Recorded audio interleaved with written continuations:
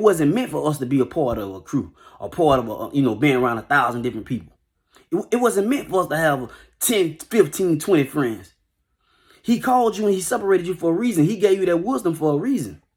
More people, more problems. Less people, less problems.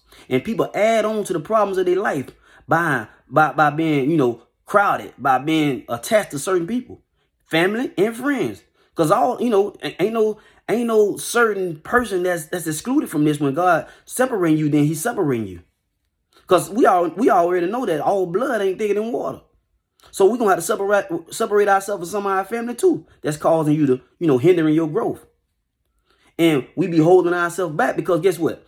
Like the Bible says, with much wisdom comes much sorrow.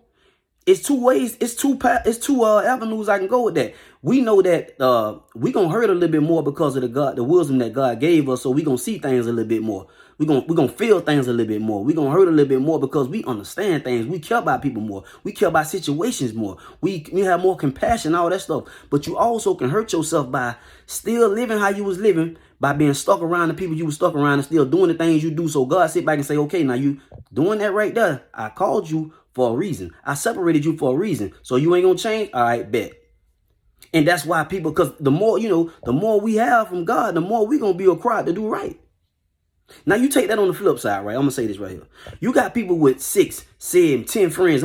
If you show me somebody with 1,000 friends, I'm gonna show you somebody they on the path of being disappointed many times. They on that path. Listen.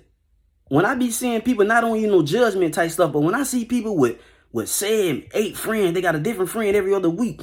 They hang around a different person every other day. I be seeing by like they don't understand life. Not even judging, but I understand. And people go to their grave not knowing they ain't have true friends, true family. Because guess what? You show me somebody that don't need nobody, that's great financially, that's great in a lot of areas, or they don't open up and vent to people. That's somebody that don't understand that, that person ain't really down with them anyway because you don't ask them for nothing. I done saw this many times with people. That they had to find out other ways, through stuff I revealed to them instead of seeing it for themselves because they don't ask nobody for nothing and they don't vent to people. So it's hard for them to even tell. It's tricky. I'm gonna look at it like I'm gonna break it down another way. You can be connected to somebody in a relationship, and they can't even understand your wisdom. That's why y'all stay having problems.